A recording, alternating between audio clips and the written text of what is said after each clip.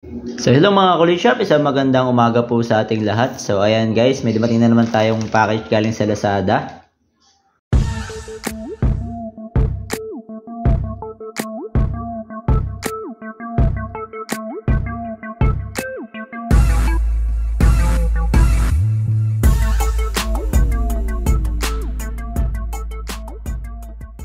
So ito guys, yung sinasabi ko sa inyo na partner dapat ng ating steering wheel cover na nabili. Pero sa ibang store natin siya nabili dahil nga wala siya dun sa current store na pinag-orderan natin. So it is costing 124 pesos. Ayan. So tara, buksan natin guys. So ito guys, medyo matagal-tagal dumating. Galing pa kasi itong China, sold by Irisi. Ayan, so makapansin nyo Irisi, no? Ayan. Medyo matagal-tagal din dumating dahil yun nga, galing pan China. So dalawang piraso to guys, isang ship boot cover natin na silicone. So gaya na nasabi ko, kailangan natin protektahan yung leather ng ating sasakyan para hindi agad siya mag-crack. Ayan. So kung mapapansin nyo guys, yung iba to dun sa material na ginamit dun sa ating steering wheel cover, no? Dun sa steering wheel cover natin, parang interior lang talaga. Ito iba. Feel mo na silicone talaga siya, no? Hindi siya yung parang goma lang na interior. Ito iba, oh.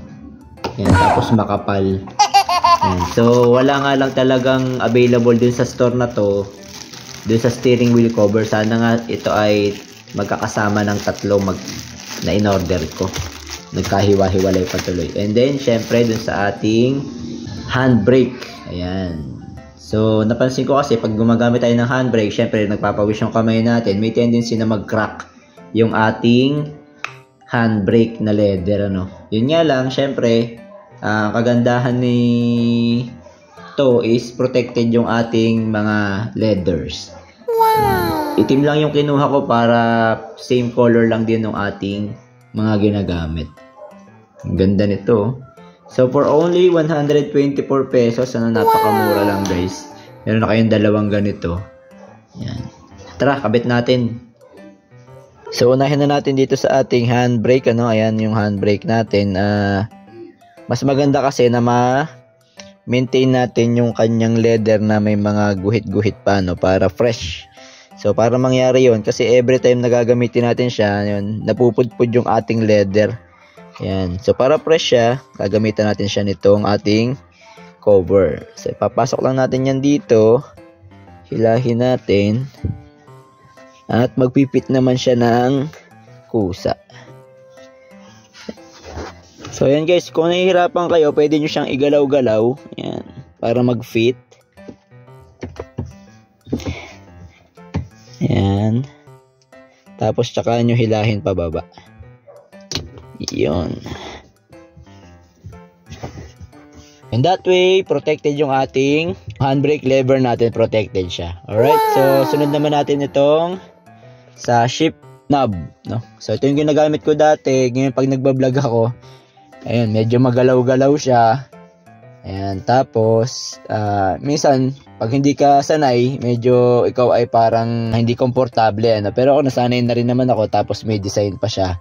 Kaya lang, tingnan natin yung leather. Ayan, yung leather niya.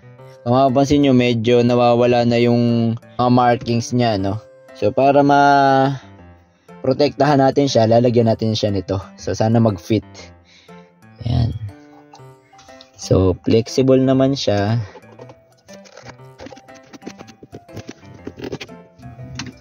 Yun na lang technique natin guys. Babaligtarin muna natin yung silicone natin. Tapos tsaka natin siya i-insert.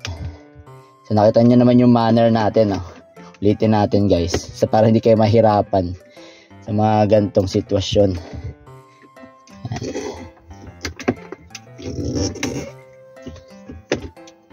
Ayan. So ang ginawa ko is, kasi medyo matigas eh. Ang ginawa ko is binaligtad ko muna. Ayan. Ayan, ganito siya. Tapos binaligtad ko muna. Ayan, ganito. Then, after ko siya mabaligtad, tinutok lang natin dito sa ibabaw. Yan, para doon sa pwesto niya. Tapos, tsaka natin siya ipinasok.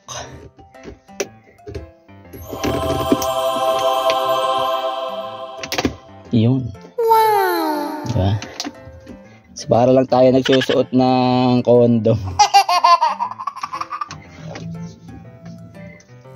So, ayan guys. Oh. Wow, di ba? So, protected yung ating leather, no? Yan. So, ayan na guys. So, maganda na yung ating ship knob, no?